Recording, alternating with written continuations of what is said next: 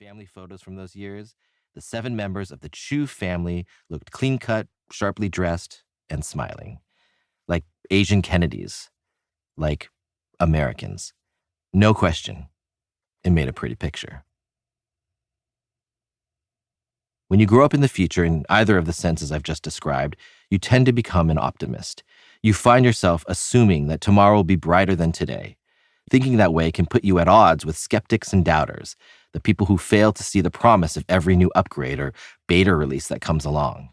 Just wait, you say. Just wait. I found myself saying that all the time when I moved to Los Angeles to make movies. Hollywood, around the turn of the millennium, was traditional, nostalgic, and overwhelmingly analog, the opposite of the place I'd left behind.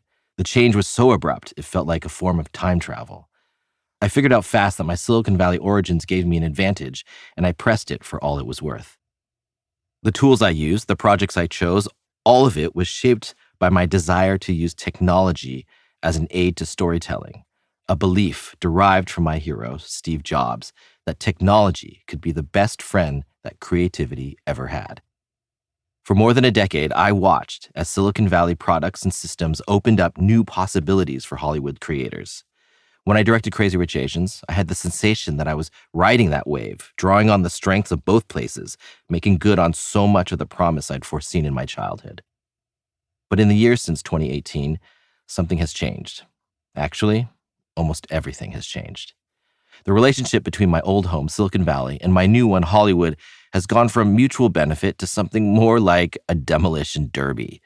Bay Area companies like Netflix, which is based a few miles from Chef Chu's, have disrupted movie-going traditions that stretch back decades, much as they've done with music, media, and other industries. For somebody like me, who fell in love with movies because of big-screen communal spectacles, the kind that Steven Spielberg makes, this has been painful to watch, and it has put me in a deeply unfamiliar situation. I'm not used to regretting the changes that technology has brought, or feeling nostalgic for the way things used to be. When you grow up in the future, you never expect to be one of the horse and buggy people. But the collapse of Hollywood is only one of the dislocations that have upset my world and everybody else's. The 2020s have seen the rise of forces that a lot of us never thought possible. The pandemic, broad social unrest, threats directed at Asian Americans. The more dangerous the country gets for us, the more I question the belief in the place that I inherited from my parents. Is this still where we belong?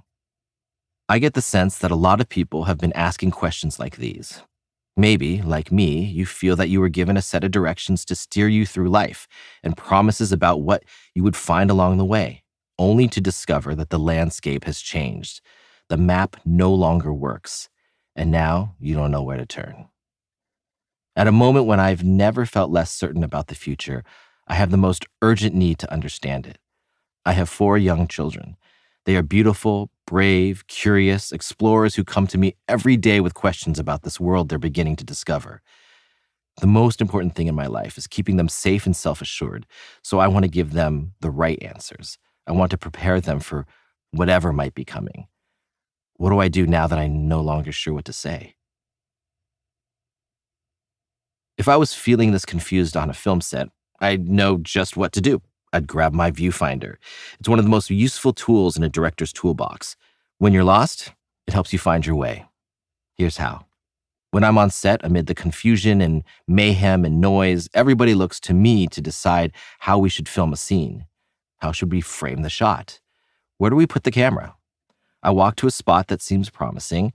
Then I raise a black metal cylinder, like a pirate's spyglass, only fancier, to my eye and look through it. Immediately, like a switch being thrown, the noise and commotion around me go away. I'm alone in the dark with a tiny rectangle of light. It lets me see, amid all the chaos, a possible shot. It allows me to answer some crucial questions. Does what I'm seeing tell a story clearly? Will it mean what I want it to mean? The answer is almost always no. But that's okay, because I can apply what I learned and try again. Maybe I need to change my position so I can see the scene from a different angle, or maybe I should stand a little taller to change the height of the horizon. More likely, I need to look at the scene through a different lens.